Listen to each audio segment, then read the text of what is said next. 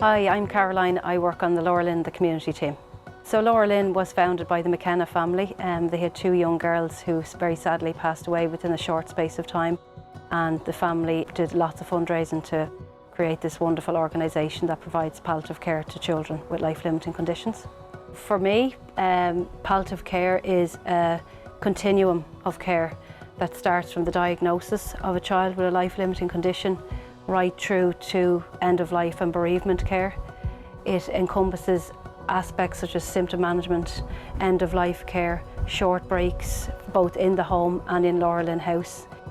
The child is at the core, but the family's needs are all taken into consideration, and it's that holistic approach to care that we're very proud of in LauraLynn. I work on the community team, so we provide support to families in the home.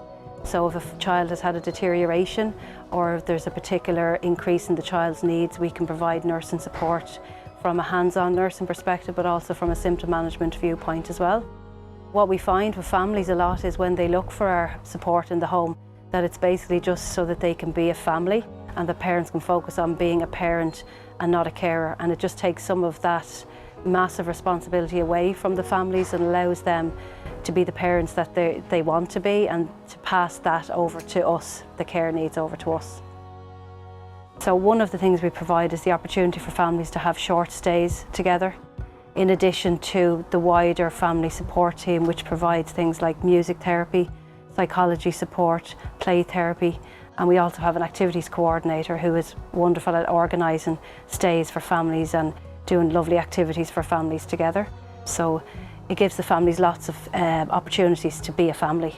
I remember before I was on a home visit to a young child who had had a complex seizure disorder. Her care needs were quite high. She had very frequent seizures. She required a lot of medications. On the day of the visit, she had had quite a significant cluster of seizures that morning.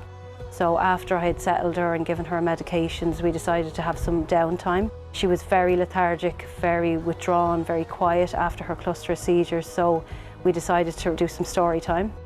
So we were having a very quiet moment, reading a story, and there was lots of lovely peace, and then we had a very boisterous, lovely sibling come in, and she basically bounced onto the child's bed. And she started to tickle the child. She started to do some role play. They read the story together, and the child who had had seizures all morning and who had been so quiet after the seizures just completely lit up. Her face completely changed. She was giggling so much she was actually shaking.